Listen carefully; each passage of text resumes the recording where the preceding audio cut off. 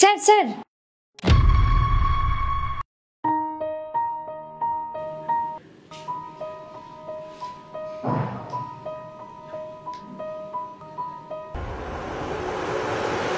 কোয়েল,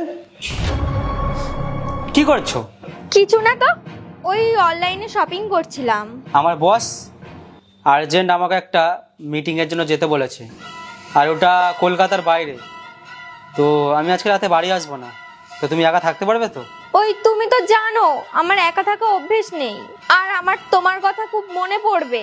কিন্তু কোনো ব্যাপার না, তুমি যাও, তোমার কাজটাও তো ইম্পর্টেন্ট, আমি ম্যানেজ করে নেব। ঠিক আছে, আমি একটা কাজ করি, আমি ওই সুমিকে বলে যাই আজকে থেকে যেতে। না না না না না, কি বলছো? এইটুকু ব্যাপারের জন্য ওকে ডিস্টার্ব করে লাভ নেই। ওরও তো ঘর আছে, ওর তো সেখানে কাজও আছে, আর এইটুকুর ব্যাপার তো আমি ম্যানেজ করে নেব। ঠিক আছে, আমি বার হচ্ছি, তুমি নিজের খেয়াল রেখো। আচ্ছা ঠিক আছে, বাই।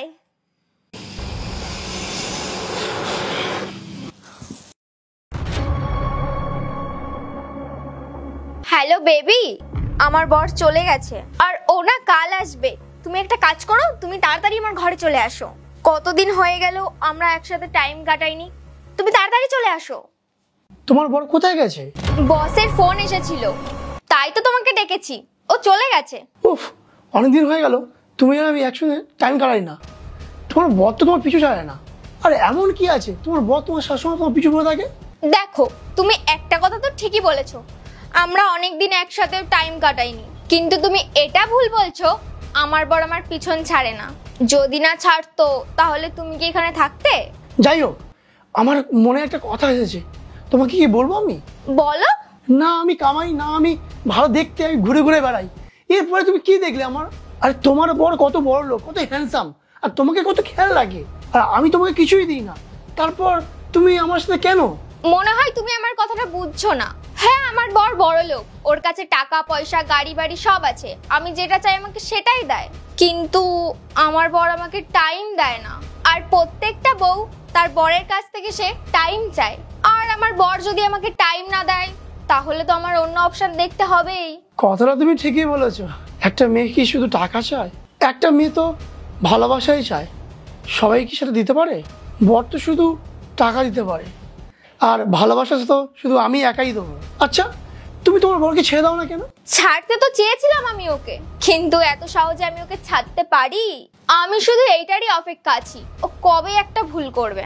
ব্যাস, একটা ভুল করলে ওর কাছ থেকে আমি ডিভোর্স নিয়ে নেব। আর তুমি তো জানো ডিভোর্স পেলে আমি ওর কাছ থেকে কত টাকা পাবো। কোর্টে শুধু এইটাই প্রমাণ করতে হবে আমি ওর ভুলের জন্যই ওকে ডিভোর্স দিলাম। তারপরে হতে পারে ওর সম্পত্তির হাফ আমি পেয়ে যাব। আচ্ছা, তুমি এমন কিছু করো ও যে তোমার সাথে ঝামেলা করে, তখন তুমি সুযোগ পেয়ে যাবে ওর ওপর কেস করার। আর আর কমসে কম 50% প্রপার্টি তুমি পেয়ে যাবে। দেখো, তুমি আমাকে বলতে আসো না আমি কি করব, এটা আমার কাজ, আমি দেখে নেব। আর তাছাড়া আমি আমার বরের ঘরে যদি তোমাকে ডাকতে পারি, আর তাহলে সুযোগ বুঝে আমি ডিভোর্সও নিয়ে নেব। বেবি, অনেক হয়েছে, যে কাজের জন্য আমি এসেছি সেই কাজটা করা যাক।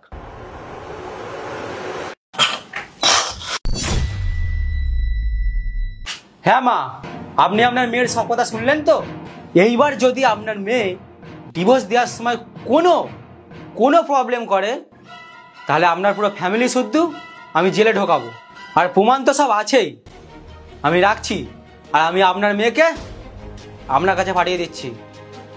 ডিভোর্স, সম্পত্তি, এসব কি বলছো তুমি? আমি তো কিছুই বুঝতে পারছি না। আর কত মিথ্যে বলবে তুমি আমাকে?